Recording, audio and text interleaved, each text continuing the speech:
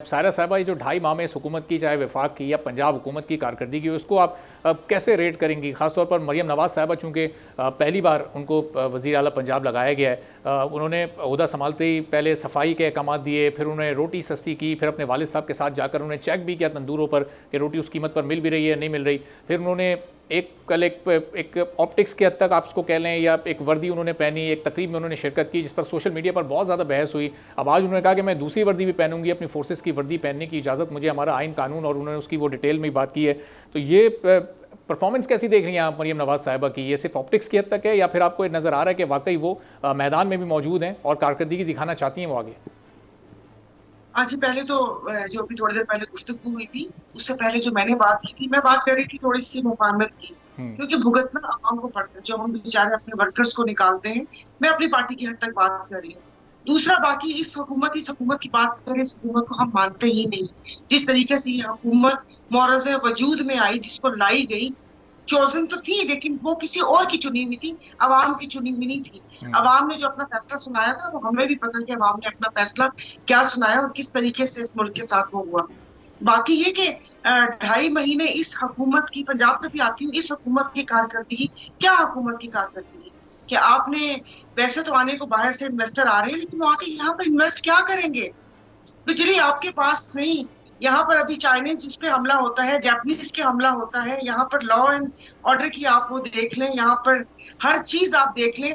सिर्फ यहाँ पर ये हुकूमत आई है क्या प्राइवेटाइज करने के लिए, क्या एयरपोर्ट आउटसोर्स करने के लिए, औने पौने दामों पे पीआईए को बेचने के लिए, या बाकी चीजों का सौदा करने के लिए? या यहाँ पर आप लोग यहाँ पर आके या क्या कहते हैं, जो बहरी अमूर जो वजारत है, वहां पर आकर आप यूएई वाले आए और उन्होंने अपने जी गेट पे और ये और वो सारे आउटसोर्स कर दिए। बाकी जी, रोटी को प्राइस चेक करना ये डीसीज के काम है।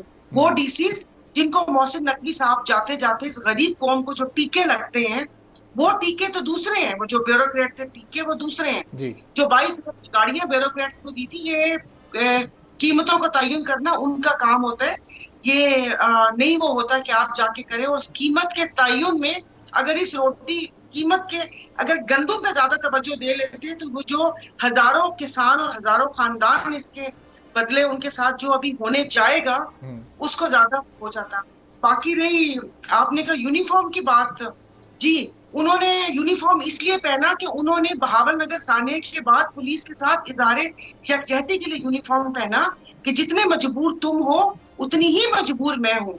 अगर तुम लोग भी यहाँ पर हो, तुम लोगों की सुनवाई नहीं हो रही, तो मैंने तारीख में अपना नाम एज ए सीएम लिखवाया तो है, लेकिन यहाँ पर चलती मोहसिन नकवी की है। वो यहाँ से ले जाते हैं आईजी, वो यहाँ से सेक्रेटरीज ले जाते हैं।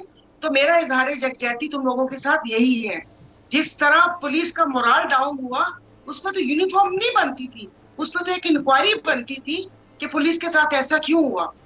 तो बस आपके सामने ये जिस तरीके से वो चले जा रहे हैं कि वो जैसे लतीफा पीना कि बस मेरी आड़ियां जाड़ियां देखो, सही काम के साथ क्या हो रहा है। और बाकी पंजाब, इनको मैं बता दूं कि आखिरी जो बॉर्डर सीन से शुरू होता है वो कम्मू शहीद है, वहां पर भी लोग बसते हैं। सिर्फ लाहौर का मेकअप करने से आप पंजाब को नहीं वो चमका सकते कि हाँ पंजाब में काम हुआ है।